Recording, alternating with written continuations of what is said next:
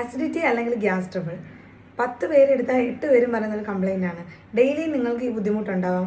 പൊളിച്ച് തേടൽ, നെഞ്ചരിച്ചിൽ, നമുക്ക് ഭക്ഷണം കഴിച്ച് കഴിഞ്ഞാൽ ഒരുപാട് ഹെവിനെസ് ഫീൽ ചെയ്യുക, അതുപോലെ ഉറങ്ങി കിടക്കുമ്പോഴും നമുക്ക് നെഞ്ചരിച്ചിലാണ്, ഉറക്കം നഷ്ടപ്പെടുക, അതുപോലെയുള്ള പല സിംറ്റംസും നമുക്ക് കാണാറുണ്ട്.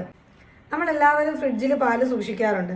പക്ഷേ ടെമ്പറേച്ചറിനകത്ത് എന്തെങ്കിലും ഫ്ലക്ച്വേഷൻസ് വന്നു കഴിഞ്ഞാൽ എന്ത് സംഭവിക്കും? ആ പാല് പിരിഞ്ഞു പോകും. അതുപോലെ തന്നെയാണ് ആയുർവേദ പ്രകാരം നമ്മുടെ ശരീരത്തിലെ ഡൈജസ്റ്റീവ് ഫയർ അല്ലെങ്കിൽ അഗ്നി എന്ന് പറയും.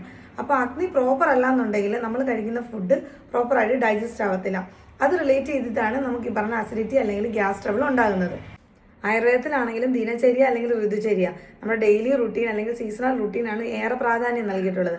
അതനുസരിച്ച് നമ്മൾ ഫോളോ ചെയ്ത് പോയി കഴിഞ്ഞാൽ ഒരു പരിധി വരെ ഈ പറയുന്ന ലൈഫ് സ്റ്റൈൽ ഡിസോർഡേഴ്സ് അല്ലെങ്കിൽ സിംറ്റംസ് എല്ലാം നമുക്ക് മാറ്റാൻ പറ്റും. ആദ്യം തന്നെ നമ്മൾ എഴുന്നേറ്റ് വരുമ്പോൾ നമ്മൾ ചെറു ചൂടുള്ള വെള്ളം നമുക്ക് ശീലമാക്കുക. ചായയും കാപ്പിയും എല്ലാം ഒഴിവാക്കി അതിന് പകരം ചെറു ചൂടുള്ള വെള്ളം നിങ്ങൾ കുടിച്ചു നോക്കുക.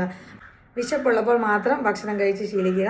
അതുപോലെ ലേറ്റ് നൈറ്റ് ഡിന്നർ, ഒരുപാട് ലേറ്റായിട്ട് നമ്മൾ ഡിന്നർ കഴിക്കുന്നത് ഒഴിവാക്കുക. മാക്സിമം ഒരു 7:30.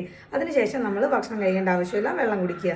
പിന്നെ ഉറങ്ങാനും ഒരു പ്രോപ്പർ ഒരു സ്ലീപ്പിംഗ് ഹാബിറ്റ് കൂടെ മെയിൻറ്റെയിൻ ചെയ്യുക. ഒരു 10-10:30 ആകുമ്പോഴത്തേക്ക് സ്ക്രീന് അല്ല മൊബൈലിൽ എല്ലാം മാറ്റി വെച്ചതിന് ശേഷം ഉറങ്ങാൻ ശ്രമിക്കുക. നല്ലൊരു ഉറക്കവും നമ്മുടെ ബോഡിയെ റിപ്പയർ ചെയ്യാൻ വേണ്ടിയിട്ട് ഹെൽപ്പ് ചെയ്യും.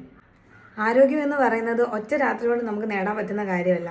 നമ്മളുടെ ജീവിത രീതിയിലുള്ള ചെറിയ ചെറിയ മാറ്റങ്ങളിലൂടെ നമുക്ക് ആരോഗ്യത്തോടെ ഇരിക്കാം. Follow healthy trekking for more videos. Thank you.